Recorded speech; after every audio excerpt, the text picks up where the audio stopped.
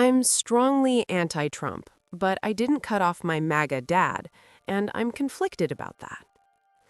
I'm very far left and very openly against Trump and his administration. I want to say that up front because I know how Reddit tends to react to posts like this, and I don't want anyone to assume I'm being vague or both sidesy. I'm not. I've protested, voted, argued, donated, and spent plenty of time angry about what Trump represents and the damage he's done. Over the past year especially, I've seen a lot of posts encouraging people to go no contact with family members who support Trump or identify strongly as Republican. A lot of those posts frame it as a moral necessity. If someone supports policies that harm others, cutting them off is the only ethical choice. I understand where that comes from. I've felt that rage and despair myself. I've had moments where I thought, how can you believe this? How can you still support him after everything?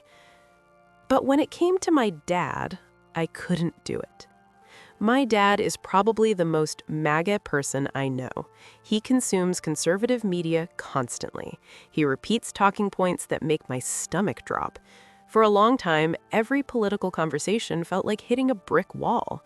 I won't romanticize this. A lot of our conversations went nowhere. Some turned into arguments, some ended with both of us frustrated, hurt, and emotionally drained.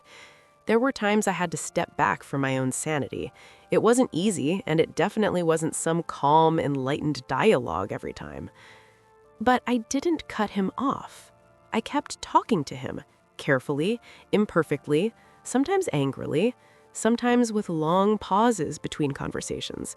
And over time, something unexpected happened. He started opening up in a different way.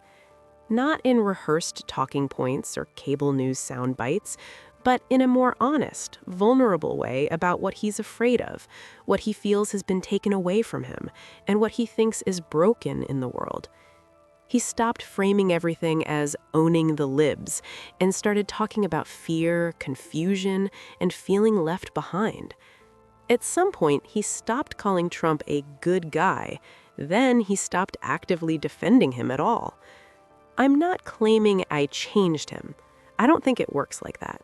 But I can't ignore that this shift happened during a year of consistent, uncomfortable conversations where neither of us walked away completely, where we kept showing up as people, not just political avatars. One moment that's really stayed with me happened after a particularly intense phone call following a recent shooting. We were both raw. At the end of the call, my dad said, half joking but clearly serious, "I hope you still love me even though I'm a crazy person who supports Trump." That broke me a little. I told him of course I love him.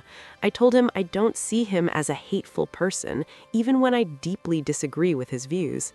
I told him I want to understand where he's coming from, not because I agree, but because I know who he is beyond politics. I know the dad who showed up for me in ways that had nothing to do with elections or parties. I'm not posting this to tell anyone else what they should do.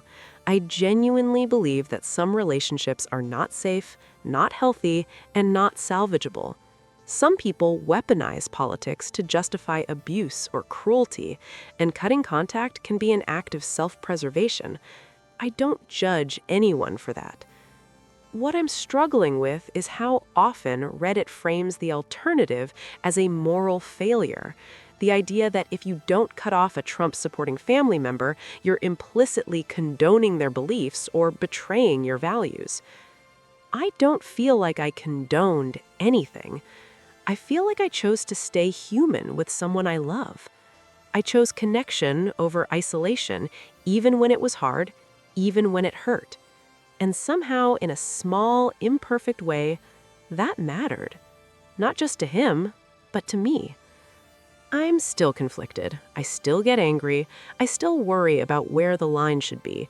But I don't regret staying. I just needed to get this off my chest.